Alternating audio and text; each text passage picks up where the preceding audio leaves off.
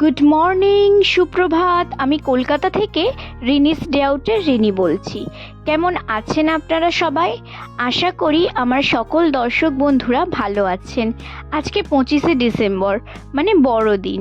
তো আজকে তো একটু স্পেশালভাবে দিনটাকে কাটাতেই হবে। তো সকালবেলায় রান্না দিয়েই শুরু করছি ভ্লগটা। আশা করছি আজকের ভ্লগটা আপনাদের ভালো লাগবে। সকালবেলায় মিস্টার সেন চিংড়ি মাছ নিয়ে এসছে, মানে গলদা চিংড়ি। তো আজকের চিংড়ি মাছগুলো না সব একদম জ্যান্ত, মানে টাটকা চিংড়ি মাছ ছিল। তো ভেবেছিলাম যে মালাইকারি করব, সাথে দেখলাম ও আবার ওল নিয়ে এসছে। তো বলল ওল চিংড়ি করতে, ও এটাই খাবে আজকে। তো ঠিক আছে, ভাবলাম তাহলে তাই করি। তো এই ওল চিংড়ি করতে গিয়ে হলো এক সমস্যা।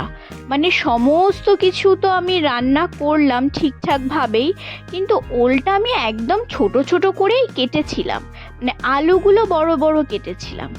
তারপরেও 1.5 ঘন্টা আমি এই তরকারির পিছনে পড়ে থাকলাম, কিছুতেই আর ওল সিদ্ধ হলো না। তারপরে আমি চিংড়ি মাছগুলো তরকারি দিয়ে সেপারেট করে নিলাম, আলুগুলোকে সেপারেটলি তুলে নিলাম।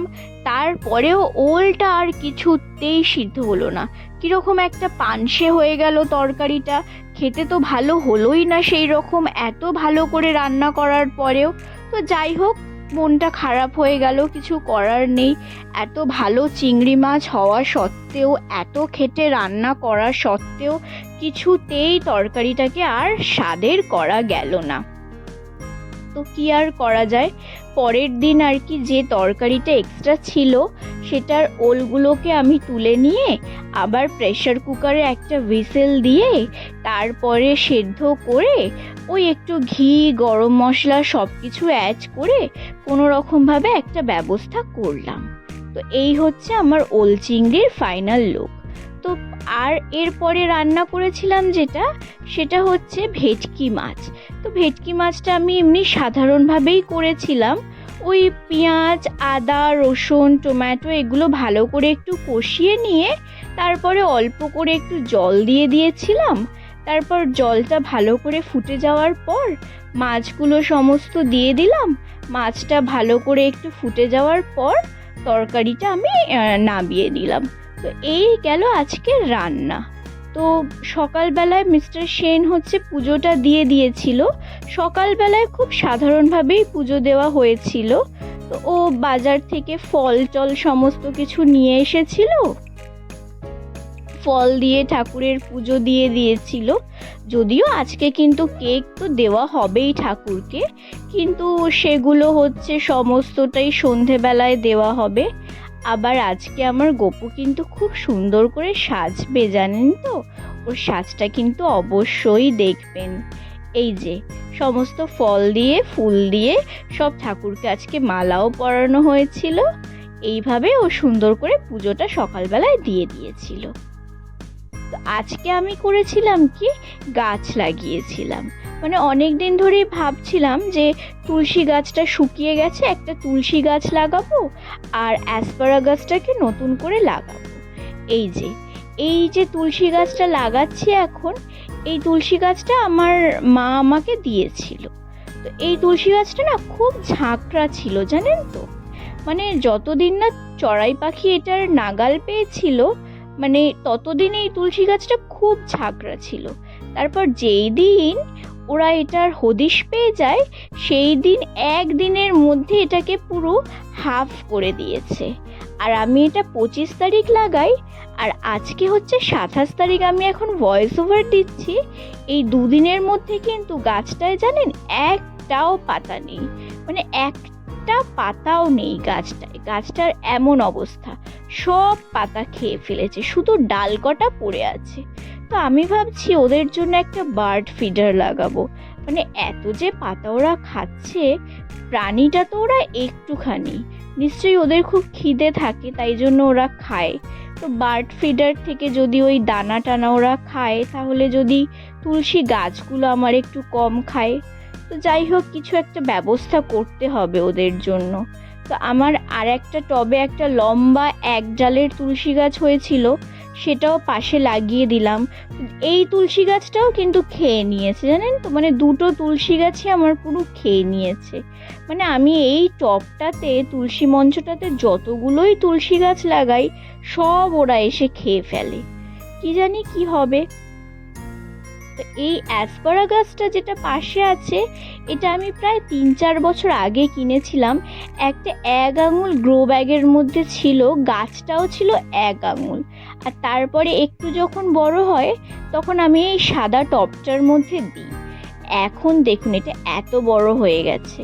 এবার এটাকে আমি হ্যাঙ্গিংয়ে করে দেবো, তাহলে বেশ ভালো লাগবে দেখতে।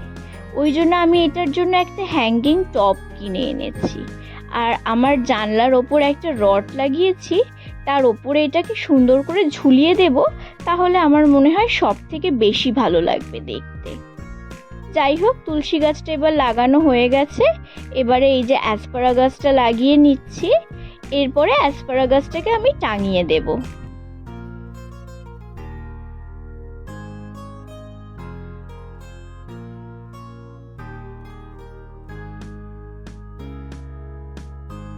ব্যাস, এবার সব হয়ে গেছে। এবার টেবিলটা অপরিষ্কার হয়ে গেছে, এবার এইটাকে একটু পরিষ্কার করে নেব।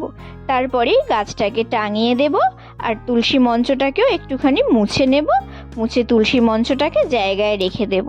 আচ্ছা, যারা আমার ফ্রুট কেকের রেসিপিটা দেখেননি তারা কিন্তু একবার দেখে আসতে পারেন। আশা করছি আপনাদের ভালো লাগবে। তাহলে চলুন একবার আপনাদের ফাইনাল লুকটা দেখিয়ে দিই। এই যে দেখুন, অ্যাসপারাগাসটা নিচে রেখেছিলাম, এখন টাঙিয়ে দিয়েছি। এটাই বেশ ভালো লাগছে। আবার অনেকক্ষণ বাদে চলে এসেছি আপনাদের সামনে। সন্ধে হয়ে গেছে, এবার একটুখানি বড়দিন সেলিব্রেট করে নেব। তেমন কিছু না, খুব ছোট্ট করে। আমরা তো বাড়িতে মাত্র 2 জন থাকি। মিস্টার সেন চলে এসেছে অফিস থেকে। আমার এই ক্যান্ডেল হোল্ডারটাকে নিয়ে নিয়েছি টেবিলের ওপর, 3টে মোমবাতি জ্বালিয়ে নিয়েছি। আর এই কেকটা তো জানেনই, আমার বাড়িতে তৈরি করা। এর রেসিপিও শেয়ার করে দিয়েছি। আর আমার যিশুকেও নামিয়ে নিয়েছি আজকে টেবিলে। সামনে একটা ক্যান্ডেল জ্বালিয়ে নিয়েছি। আর এই ছোটোখাটো যে সমস্ত জিনিসগুলো ছিল বড়দিনে ঘর সাজানোর, সেগুলো দিয়ে একটু সাজিয়ে নিয়েছি। এবার এই কেকটাকে একটু কেটে নেব, আর কিছু না। আর এই প্লেটের ওপর কয়েকটা চকলেট নিয়ে নিয়েছি। ব্যাস, এইটুকুই। তাহলে চলুন এবার কেকটা কেটে নিই। একা একা কিছুই ভালো লাগে না, কিন্তু কি আর করার, তাহলে যে জীবন থেকে সব কিছুই বাদ দিয়ে দিতে হয়, তাহলে কি চলে? তাই একাই সই। 2 জন মিলেই কেকটা কেটে নিলাম।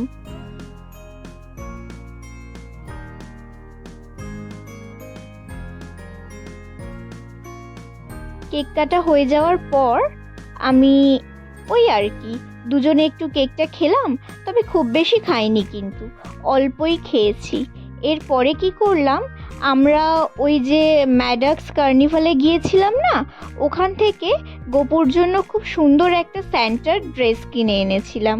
ওইটা গোপুকে আজকে পরিয়ে দিলাম। খুব সুন্দর লাগছিল কিন্তু ওকে। যাই হোক, ওর নতুন লুকটা দেখতে কিন্তু ভুলবেন না।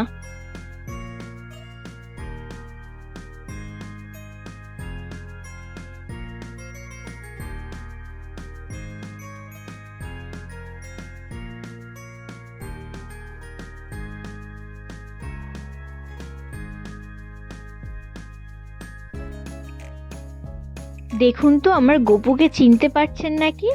আজকে ও কিন্তু স্যান্টা সেজেছে, আর ওর কাছে কিন্তু স্যান্টার ঝোলাও আছে। আর ওর ঝোলায় কিন্তু প্রচুর গিফটও আছে, চাইলেই পাবেন। নিরাশ হবেন না।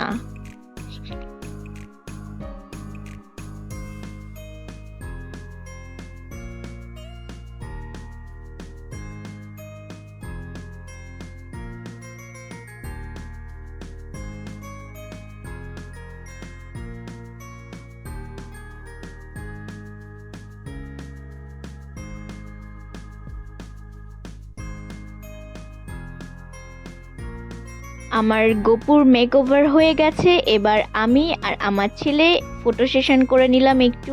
আমি একবার ডান দিক একবার বাঁ দিক মুখ ঘুরিয়ে ঘুরিয়ে একটুখানি ছবি তুলে নিলাম, কারণ আমাদের ফেসবুকে দিতে হবে ছবিগুলো। তো এবার আমার গপু উঠে গেল ওর সিংহাসনে। এবার ওর খাবার পালা। ওর বাবা ওর জন্য নিয়ে এসছে আজকে অনেক চকলেট আর সুন্দর সুন্দর এগলেস কেক। তো ওগুলোকে আমি সুন্দর করে সাজিয়ে দিয়ে দিলাম আর একটুখানি ফুল দিয়ে পুজো করে নিলাম, আর একটু সুন্দর করে আরতিও করে নিলাম। তো আজকের ব্লগটা বন্ধুরা এখানেই শেষ করছি। আজকের এই বড়দিন স্পেশাল ব্লগটা যদি আপনাদের ভালো লেগে থাকে তাহলে আমার ভিডিওটাতে একটা লাইক করে দেবেন আর বন্ধুবান্ধবদের সঙ্গে শেয়ার করে দেবেন। আর অবশ্যই যারা আমার চ্যানেলটি সাবস্ক্রাইব করেননি তারা আমার চ্যানেলটি সাবস্ক্রাইব করে দেবেন। আর যারা ফেসবুক প্রোফাইল থেকে আমার ভিডিও দেখছেন তারা প্রোফাইলটি ফলো করে রাখবেন আমার প্রত্যেকটি ভিডিওর আপডেট পাওয়ার জন্য। আপনারা এতক্ষণ দেখছিলেন রেনিস ডে আউট। আমি আগামীতে ফিরে আসবো আবার নতুন কোনো ভিডিওর সঙ্গে। ততক্ষণ আপনারা সবাই ভালো থাকবেন, সুস্থ থাকবেন। নমস্কার, শুভরাত্রি।